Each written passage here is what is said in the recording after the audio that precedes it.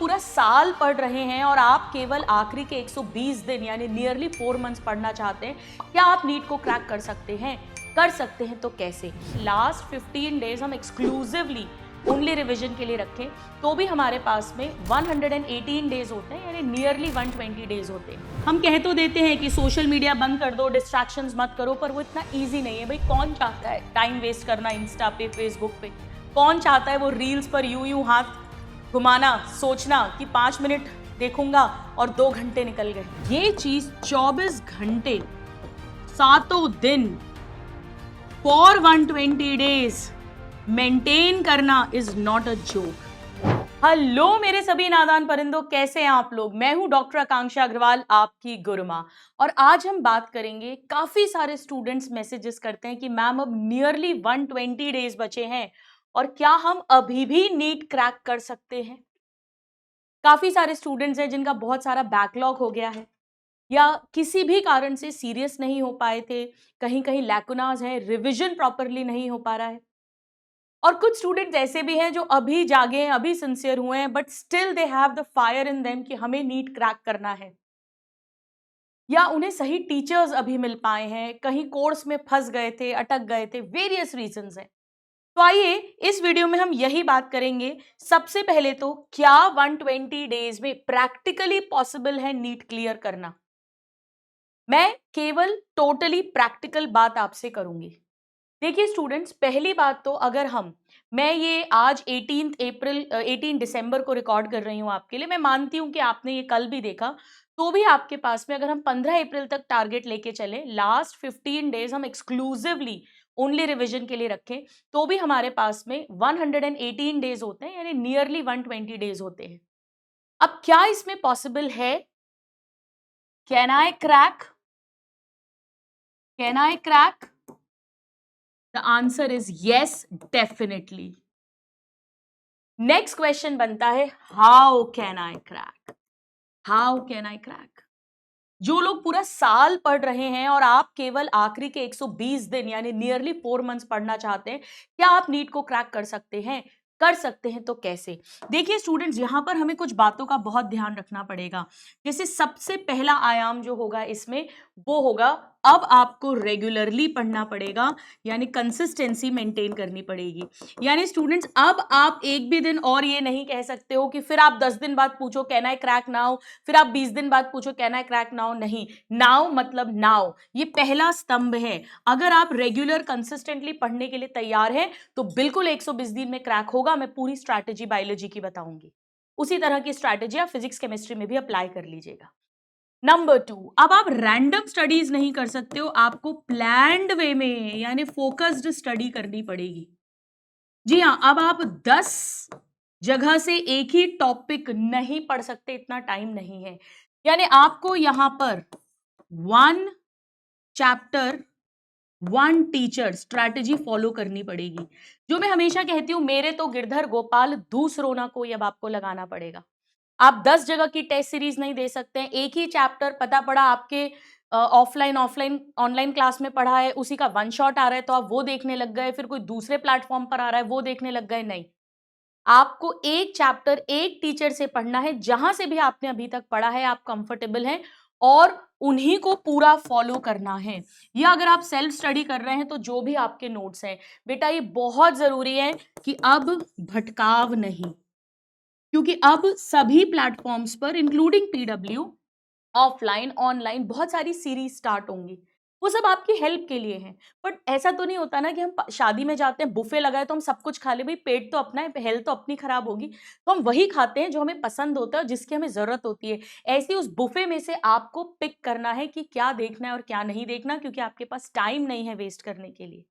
Number 3, अब आप केवल एनसीईआरटी स्ट्रिक्टली पढ़ेंगे। एनसीईआरटी स्ट्रिक्टली बेस्ड स्टडी होनी चाहिए। आप जहां पर भी पढ़ेंगे वहां of course NCERT he follow होगी, बट अब आप बहुत ज्यादा एक्स्ट्रा नॉलेज के लिए कि इसका क्या कारण है, उसका क्या कारण है, वो फलाने क्वेश्चंस आ गए, वो आप आउट ऑफ एनसीईआरटी नहीं जा सकते। एनसीईआरटी कर लोगे, बायो में 340 प्लस की मैं गारंटी देती हूँ। इसके अलावा आपको करने होंगे प्रीवियस ईयर क्वेश्चंस, बहुत पुराने 30-30 साल के नहीं करने हैं, 2008 से लेके 24 तक करने हैं, पर बेटा इन्हें अंडरस्टैंड करके करना है, केवल रटना नहीं है। और जिन टॉपिक से आया है टॉपिक भी अंडरस्टैंड करना है बेटा, क्योंकि एक ही टॉपिक से एक बार एक पार्ट पे क्वेश्चन आ गया, नेक्स्ट टाइम नेक्स्ट पार्ट पे क्वेश्चन आ गया। जैसे एक बार क्वेश्चन आ गया था 2020 में, if I am not remembering wrongly, एक बार आ गया था कि बायोकेमिकल एविडेंस जो है, एम्ब्रियोलॉजिकल एविडेंस, वो किन्होंने दिया था, तो वो अर्नस्ट मेयर आंसर था। और उसी का नेक्स्ट पेपर कोविड वालों के लिए जब हुआ तो उसमें आ गया कि embryological evidence was disapproved by, और वहां पर वॉन मेयर आंसर हो गया। तो एक ही टॉपिक, यानी पीवाईक्यूज में टॉपिक बहुत इंपॉर्टेंट है, कभी होमोलोगस से आया है तो कभी एनालॉगस से आ गया, तो टॉपिक वाइज अंडरस्टैंड करना है। पीवाईक्यूज बेटा बहुत जरूरी है, क्योंकि कुछ कुछ पीवाईक्यूज जो है सम, वो आउट ऑफ एनसीईआरटी भी कॉन्सेप्ट है, तो उतना ही करना है अपने को पीवाईक्यू में। 2008 में मेजर सिलेबस चेंज हुआ था, इसलिए उसके पहले के पीवाईक्यूज करके बिल्कुल टाइम वेस्ट मत करिए। अब पर चैप्टर एमसीक्यूज आप 50 भी लगा लोगे बायो में तो बहुत है बेटा, बहुत है। बायो की बात कर रही हूं मैं, बायो की थ्योरी पे ज्यादा फोकस करना है। अगर हम बायो की बात करें पर्टिकुलरली तो थ्योरी पर ज्यादा फोकस करना है। थ्योरी आती होगी तो क्वेश्चन हो सकता है उसी थ्योरी पे स्टेटमेंट वाइज बना दे, उसी पे असर्शन रीजन बना दे, उसे ही मैच द कॉलम के फॉर्म में दे दे, कैसे भी क्वेश्चन आ सकता है। अगर थ्योरी क्लियर है तो कोई प्रॉब्लम नहीं होगा। नाउ वेरी वेरी इंपॉर्टेंट, इसके बाद में टेस्ट रेगुलरली देना है। टेस्ट भी आप एक ही जगह का देंगे, जहां भी या तो आप पढ़ रहे हैं या कोई ऑनलाइन सीरीज है, बट एक ही सीरीज का टेस्ट देंगे, उसे रेगुलर देंगे और उसके बाद उसका एनालिसिस करेंगे। यूट्यूब पर मैंने टेस्ट एनालिसिस का वीडियो ऑलरेडी डाला हुआ है, उसे आप देख सकते हैं, और जो बहुत अच्छे क्वेश्चंस हो उन्हें पेन डाउन भी करना है। और सबसे बड़ा स्तंभ होगा रिवाइज। जी, हम वेट नहीं करेंगे कि पूरा सिलेबस 15 अप्रैल को करने के बाद एक बार में रिवीजन करें, नहीं, रिवीजन हम साइमल्टेनियसली करेंगे। वो कैसे करना है वो भी मैं अभी आपको सिखाऊंगी। अब सबसे पहले हम पढ़ना शुरू कैसे करेंगे? सबसे पहले बेटा हम कैसे स्टार्ट करेंगे? दो तरीके हैं चैप्टर्स को स्टार्ट करने के। देखिए, आप क्या कर सकते हैं, पूरी बायो में 32 चैप्टर्स है, मैं अभी बता दूंगी कौन सा चैप्टर कितने दिन में कवर करना है, और आराम से होगा। दो तरीके हैं, एक तो ये कि आप चैप्टर्स को इजी, मीडियम और हार्ड में अपने हिसाब से जमा लीजिए। आपको जो सबसे मुश्किल लगते हैं, मीडियम लेवल लगता है या हार्ड लेवल या इजी लेवल, ये बैठकर आज एक्सरसाइज करनी है। भले ही आधा पौन घंटा लगेगा, बट ये स्ट्रैटेजी नहीं होगी, प्लान फोकस वे में नहीं पढ़ेंगे तो मुश्किल हो जाती है। दूसरा तरीका ये है कि आप थोड़े से शॉर्टर और लॉन्गर ऐसे भी चैप्टर्स को डिवाइड कर सकते हो, जैसा आपको ठीक लगे। जैसे भाई एक शॉर्ट ले लिया, फिर एक लॉन्ग ले लिया, लिविंग वर्ल्ड पढ़ लिया, उसके बाद मैंने सपोज बायोलॉजिकल क्लासिफिकेशन उठा लिया, फिर एक छोटा चैप्टर ले लिया, मान लो मैंने इकोसिस्टम ले लिया, फिर मैंने मॉलिक्यूलर बेसिस ले लिया, फिर मैंने बायोडाइवर्सिटी कंजर्वेशन ले लिया या माइक्रोब्स ले लिया, फिर मैंने मॉलिक्यूलर बेसिस ले लिया। तो आप अपने हिसाब से चैप्टर्स को दो तरीके से पढ़ सकते हैं, या तो ऐसे या तो ऐसे। तो इनके बीच में आप ऑल्टरनेट कर लेना, एक इजी ले लिया, फिर एक हार्ड ले लिया, फिर एक मीडियम ले लिया। तो ऐसा भी नहीं हार्ड है तो बिल्कुल मनी बोरी हो गए अपन या नर्वस हो गए, और ऐसा भी नहीं इजी इजी और फिर एकदम से लास्ट में हार्ड आएंगे तो अपनी बत्ती गुल हो जाए, वो भी नहीं होना चाहिए। तो सबसे पहले आप चैप्टर्स को इस तरह से डिवाइड करिएगा। कौन सा चैप्टर कितने दिन में होगा वो मैं अभी बता दूंगी। उसको पढ़ेंगे कैसे? अब दो तीन तरीके हैं देखिए पढ़ने के। अगर आप ऑलरेडी किसी नोट से पढ़ते हैं, अगर आप सेल्फ स्टडी कर रहे हैं या ऑफलाइन ऑनलाइन जहां से भी पढ़ रहे हैं, जो भी आपके नोट्स हैं, एक तरीका है आप नोट से पढ़िए। पर नोट से केवल वही स्टूडेंट्स पढ़ सकते हैं जिन्होंने नोट से पूरे साल अच्छे से पढ़ा हो। अदरवाइज सेकंड ऑप्शन होगा आपका एनसीईआरटी। एनसीईआरटी उठाएंगे, एक एक लाइन रीड करेंगे, उस लाइन को अंडरस्टैंड करेंगे, लर्न करेंगे, और इसके बाद क्वेश्चंस प्रैक्टिस करेंगे, एमसीक्यूज। कोई भी स्टैंडर्ड बुक ले लो जो भी आपके पास है, कोई नई खरीदने की जरूरत नहीं है बेटा। 99.9% क्वेश्चन सब में सेम होते हैं, क्योंकि थ्योरी सेम है, सभी एनसीईआरटी ही बेसिक बुक फॉलो कर रहे हैं, तो उसके लिए कोई पैसे खराब करने की जरूरत नहीं है। और उसके बाद आप पीवाईक्यूज सॉल्व करेंगे। पीवाईक्यूज भी आपको किसी भी स्टैंडर्ड बुक में मिल जाएगा, 2008 से लेके 2024 तक के। उल्टा चलना स्टार्ट करना, यानी 24 से स्टार्ट करते हुए 2008 की तरफ जाएंगे अपन, ठीक है। अब इस तरह से हम पढ़ेंगे। अब हमें पढ़ते हुए क्या करना है, हमारा एम ये है बेटा, वो जो लास्ट के अराउंड 20 डेज हैं उनके लिए तैयारी करना, क्योंकि फाइनली जो आप पढ़ के जाओगे आखिरी के 15 से 20 दिन में वो बहुत ज्यादा इंपॉर्टेंट होता है। अब देखिए, इसके लिए हमें क्या करना होगा, सबसे पहले हमने चैप्टर्स डिसाइड करा, चैप्टर उठाया, डिविएट नहीं होना। आपका फ्रेंड बोलेगा यार मैं तो ये कर रहा हूं, ये ज्यादा इंपॉर्टेंट है, तू ये क्यों कर रहा है, बोला हाँ यार कोई बात नहीं तू कर, स्माइल कर दो, एक कान से सुनो दूसरे से निकालो, अपनी स्ट्रैटेजी फॉलो करनी है। तो सबसे पहले मैंने ये करा, मैंने कुछ चैप्टर उठाया, मैंने उसे अच्छे से पढ़ा, उसे अच्छे से अंडरस्टैंड किया, उसके कुछ क्वेश्चंस लगा लिए, उसके PYQs लगा लिए। अब मैं इसके बाद में नेक्स्ट स्टेप करूंगी रिविजन का। अब रिविजन कैसे होगा, अगेन रिविजन का तरीका ध्यान से देखिएगा। रिवाइज या तो आप नोट से कर सकते हैं, बट आई वुड सजेस्ट कि अगर आप पहली बार पढ़ रहे हैं, आपके पास एनसीईआरटी होगी तो एनसीईआरटी को फोकस करिए, ताकि एनसीईआरटी की वो लाइंस एज इट इज हमें एग्जाम में नीट में याद आती हैं। तो रिवीजन के दो तरीके होते हैं, एक तरीका होता है थ्रू योर नोट्स या एनसीईआरटी जो भी आप फॉलो कर रहे हैं, और दूसरा तरीका होता है थ्रू क्वेश्चंस। क्वेश्चंस के थ्रू भी रिवीजन होता है। मुझसे आप पर्टिकुलरली पूछोगे तो मैं थ्योरी के थ्रू रिवाइज करना ज्यादा प्रेफर करती हूं, अगर आप मुझसे बात करेंगे एज अ स्टूडेंट।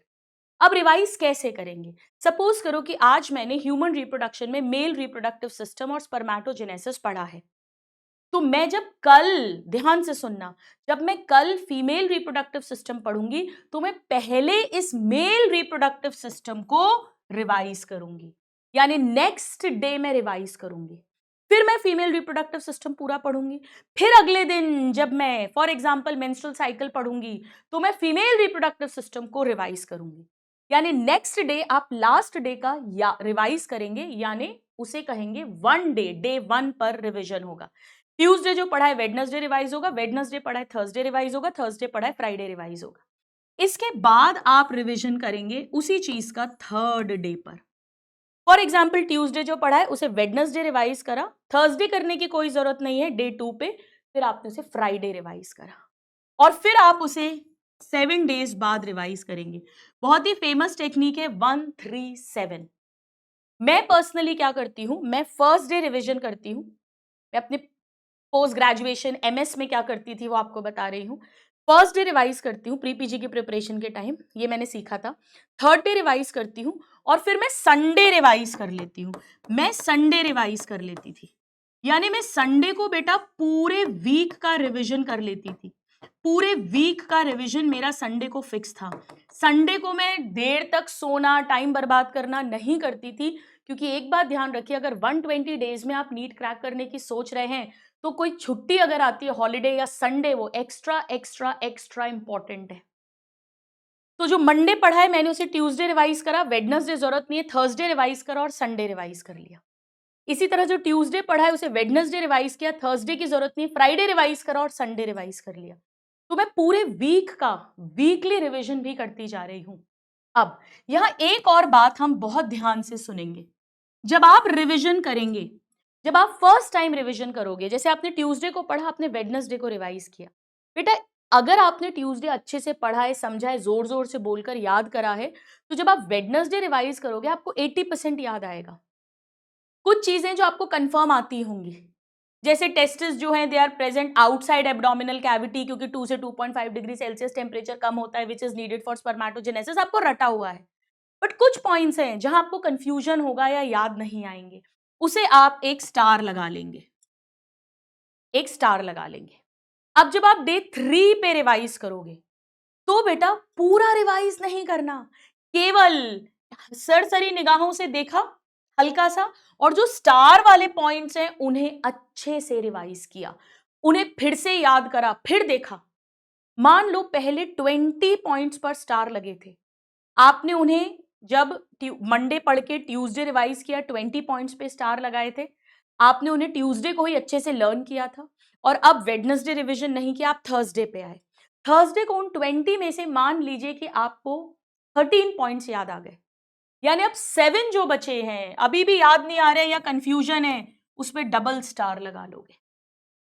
अब जब आप संडे को फाइनली रिवीजन करेंगे तो आप ऐसे यूं फट फट फट फट नोट्स देखोगे तो 80 पॉइंट्स जो डे 1 के थे वो आप ऑलरेडी मंडे पढ़ चुके हो, ट्यूसडे हल्के से रिवाइज कर चुके हो, वेडनेसडे हल्के से रिवाइज कर चुके हो, आपको संडे को देखने की भी जरूरत नहीं है।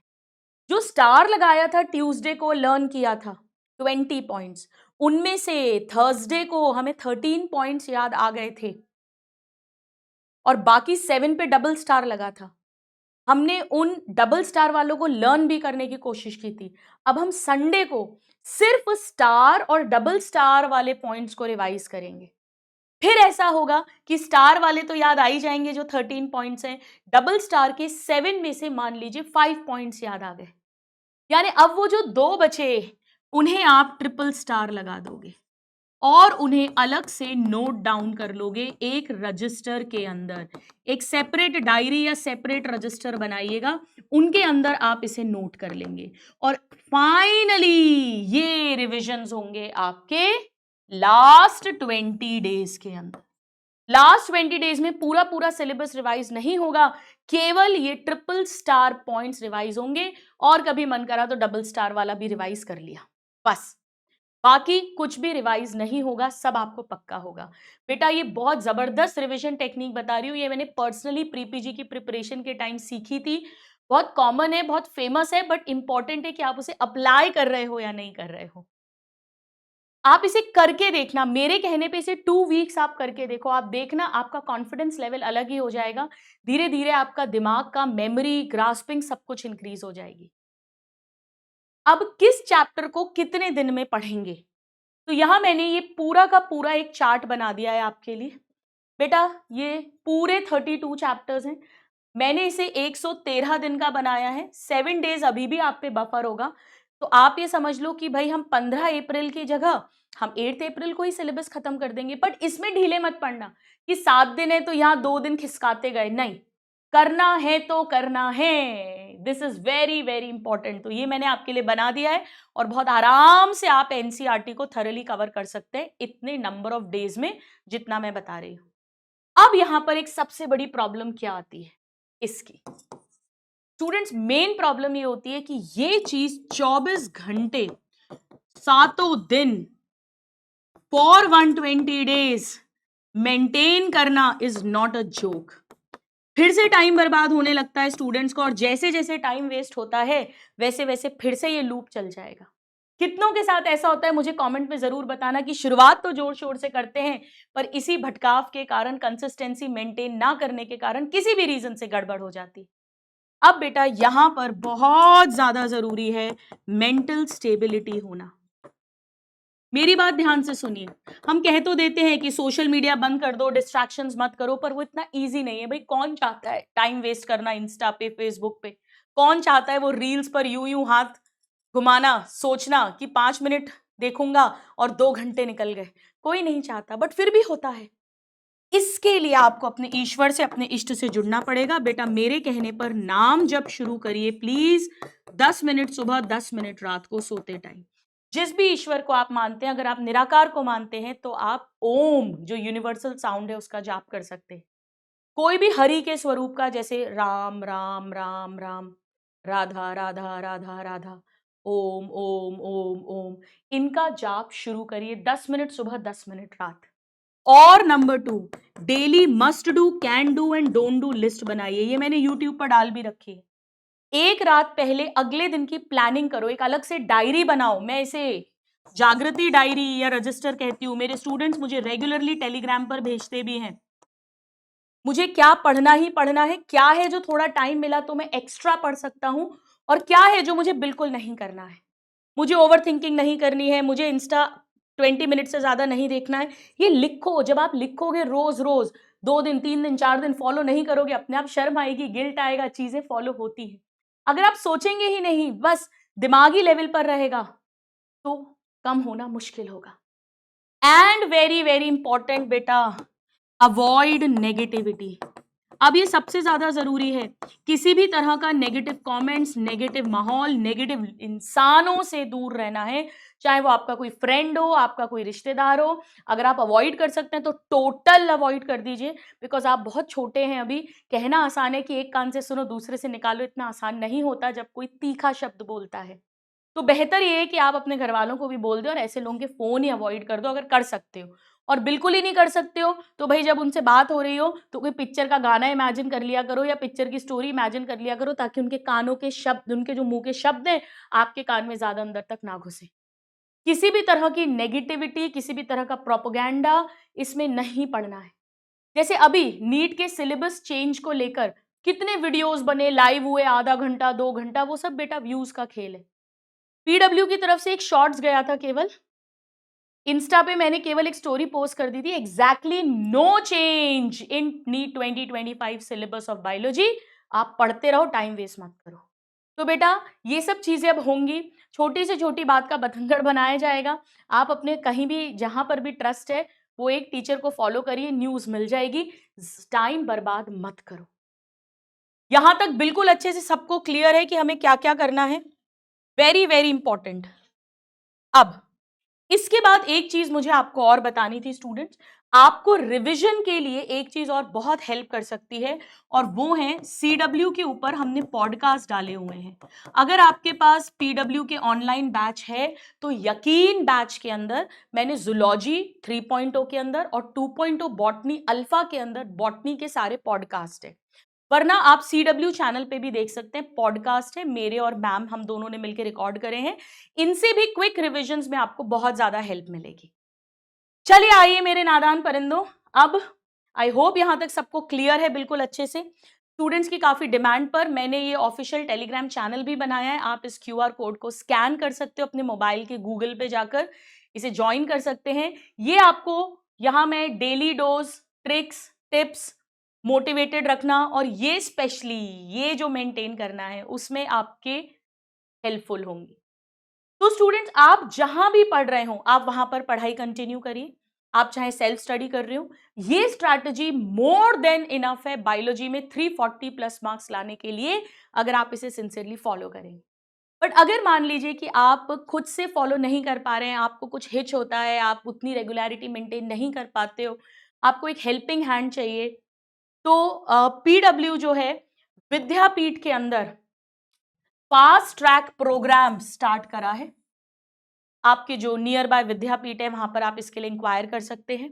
यहाँ पर 120 डेज में ऑफलाइन बैच के अंदर आपका कंप्लीट प्रिपरेशन कराई जाएगी। It is like an ultimate revision batch kind of a thing, जहां पर 120 डेज में आप प्रिपेयर कर सकते हैं। और अगर आप इसमें एनरोल करते हैं, अभी क्रिसमस ऑफर है 30% ऑफ का, पीडब्ल्यू ऐप पर आपको इसकी डिटेल्स मिल जाएंगी फास्ट ट्रैक कोर्स की, तो आप उसे भी ज्वाइन कर सकते हैं। बट मैं फिर से बोलूंगी कि मोस्ट इंपॉर्टेंट है बेटा आपका पढ़ाई करना, आपका पढ़ाई करना। आप फास्ट ट्रैक बैच ज्वाइन करें, आप खुद से पढ़ें, आप जहां भी पढ़ रहे हैं ऑफलाइन ऑनलाइन वहां पढ़ें, लेकिन 120 दिन अब डिसाइडिंग है और मुझे पूरी उम्मीद है कि आप सब बहुत अच्छे से पढ़ेंगे एंड आई होप कि ये स्ट्रैटेजी आपको हेल्पफुल होगी। प्लीज मुझे कमेंट्स में बताना कि इस स्ट्रैटेजी में से कौन कौन से पॉइंट्स हैं जो आपको बहुत यूजफुल लगे, कि इससे मुझे लगता है मेरी प्रिपरेशन में एक अलग ही एज आ जाएगा और मैं अपने ड्रीम मेडिकल कॉलेज में जरूर पहुंचूंगा या पहुंचूंगी और गुरुमा सिलेक्शन पर आपसे जरूर मिलेंगे। All my love and all my blessings to all my dear students, all my Nadan Parindo. Thank you and God bless you. Take care.